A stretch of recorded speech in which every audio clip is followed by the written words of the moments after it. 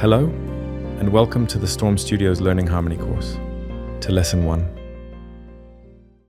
First of all, I want to remind you that before beginning your harmony course, you should already be able to read notes in both treble and bass clef, understand the principles of rhythmic notation, have a solid command of interval theory, and know how to use the sequencer I programmed into the website, so you can complete all of your assignments without ever leaving the site. If you don't yet feel confident in any of these concepts, don't hesitate to review the 4 lessons we've prepared for you in the preparatory module to reinforce them. If you already feel ready, let's begin with the first lesson. The way the lessons work is simple. You watch the video for each lesson, write your assignment, and finally submit it to that lesson's virtual tutor, which is programmed to review your work and tell you whether it needs any corrections or is correct. My recommendation, of course, is that you don't move on to the next lesson until you can complete your assignment perfectly. Although you can do the assignment in any music program, the Storm Studios Learning Sequencer was designed specifically for this course, so I recommend you use it as your main tool. You see, the code used to write music on a computer is called MIDI, which stands for Musical Instrument Digital Interface. A note in MIDI is just a number. For example, A#4 is the number 70.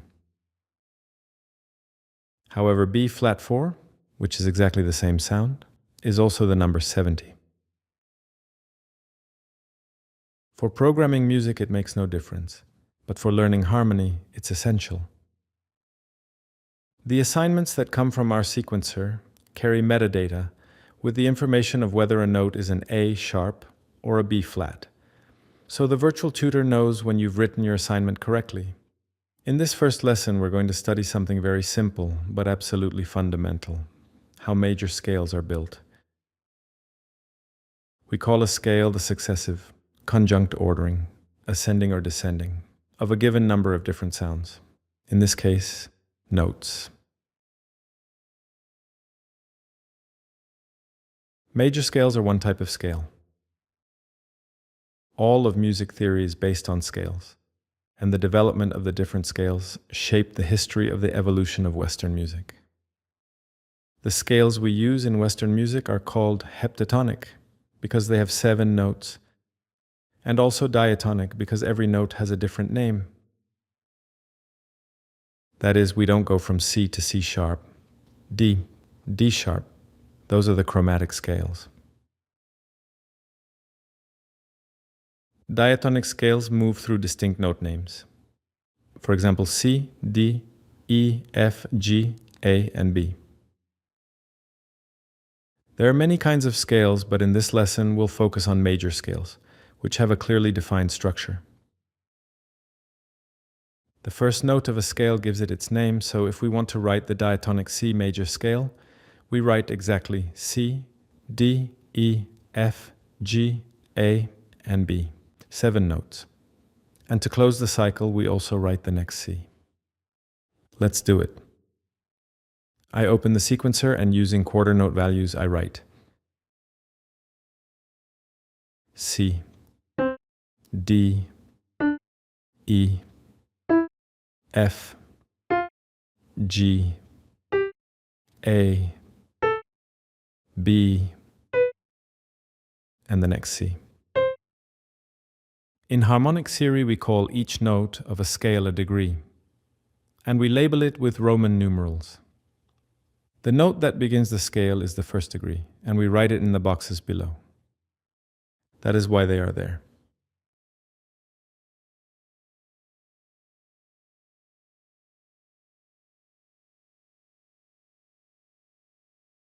Starting with the C scale is entirely strategic, because the natural notes, the white keys of the piano, are exactly the C major scale. Now let's define the structure of the major scale so we can reproduce it from any note. From C to D we have a major second, or a whole tone. This is why mastering intervals is crucial. D to E, another whole tone. E to F, a half tone. F to G, a whole tone. G to A whole tone. A to B, a whole tone. And B to C, a half tone.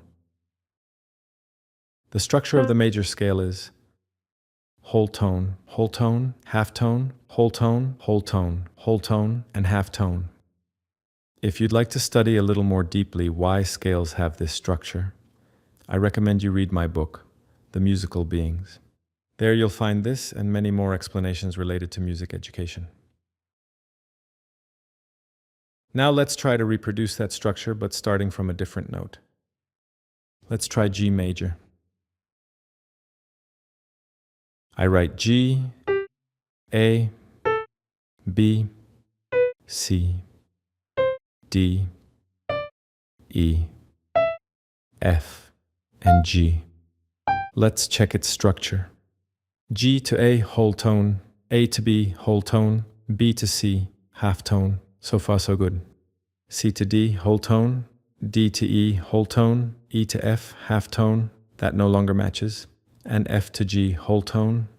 That doesn't match either. The solution is extremely simple. Raising F to F sharp, which gives us the structure.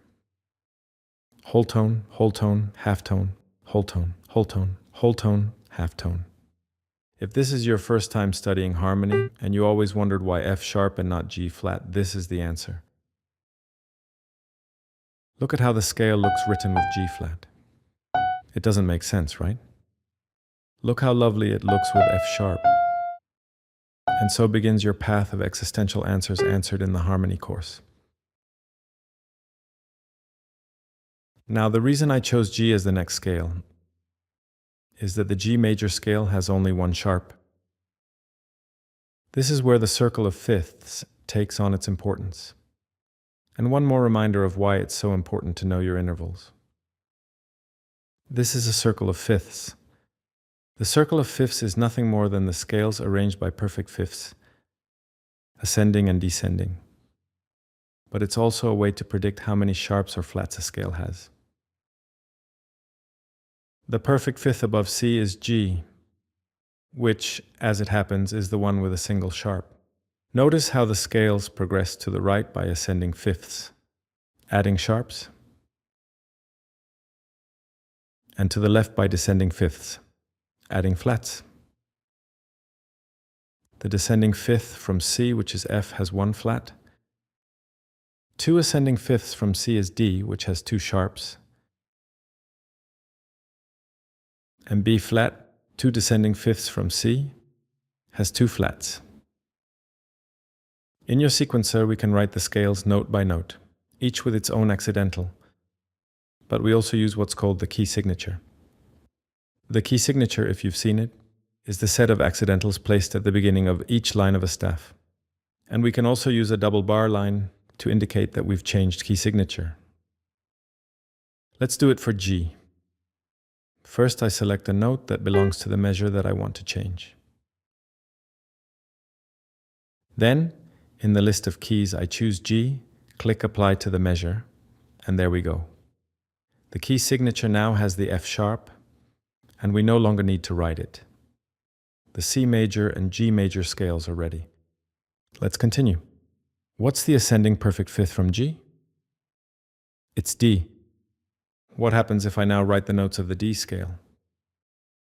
D, E, F sharp, now indicated by the key signature, G, A, B, C, and D. Once again, I need to correct the C to reproduce the structure of the major scale. I need to raise it to C sharp, and we have now the D major scale. Let's set the new key signature, D major. We can see that we now have the same structure. Whole tone, half tone, whole tone, half tone. Once again, as you can see, the circle of fifths organizes the scales so that the sharps appear one by one as we move by ascending perfect fifths. Let's finish all the major scales following the circle of fifths. A major, E major, B major, F sharp major, and we end with C sharp major. Your sequencer has the ability to save the work you're doing. Let's save what we have so far.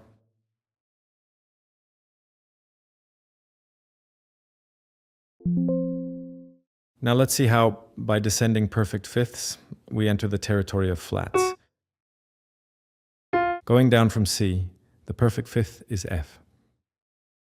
I'll change the key signature to C, all natural, and we'll write the notes of F, F, G, A, B, C, D, E, and F.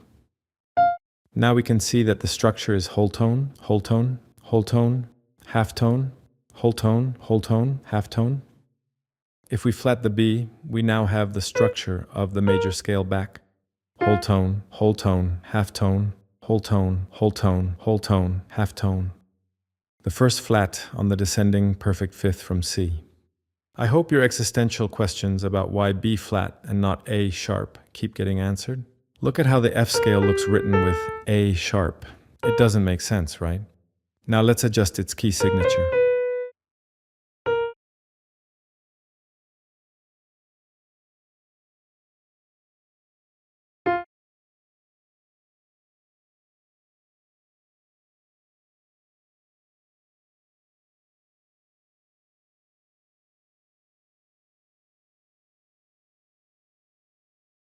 The next scale we have to write is the descending perfect fifth from F, which is now B flat, and which we can say with certainty has two flats, B and E.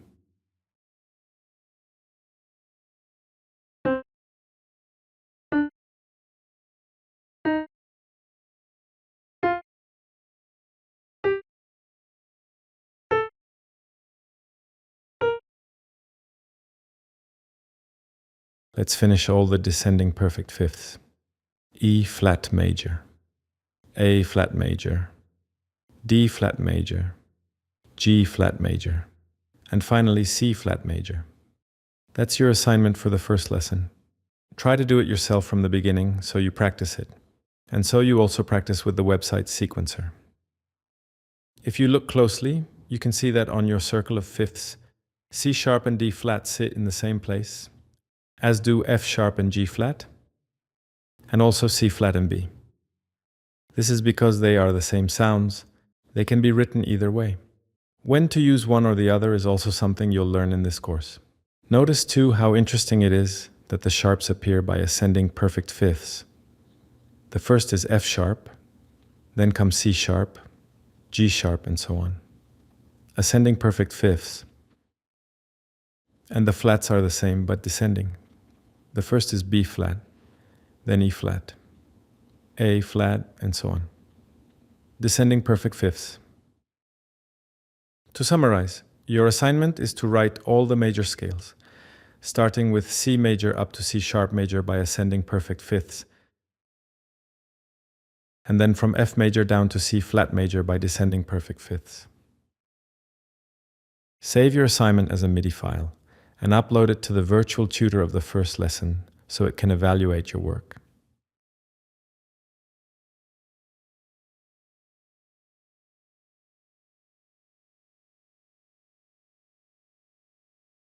As soon as your first lesson is finished and approved, I invite you to move on to the second.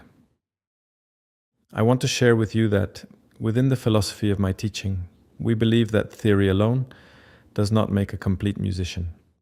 Its true power reveals itself when your ear and your technique stand at the same level as your theoretical knowledge. To help you achieve that, in the application section of this site, I offer you, free of charge, ear training apps and mental exercises in math and memory. Crucial for your development as a professional musician. My entire website is free, and if you like the project and want to support it, we'll be publishing the ear training and mental training apps on both the Android and Apple stores. You can also support the project by purchasing the apps manuals on Amazon to reach a professional level of performance with them. Thank you so much for your interest and your support. Congratulations on starting the free harmony course at Storm Studios Learning. I promise it will be a fascinating journey and that we're going to have a lot of fun together. Good luck.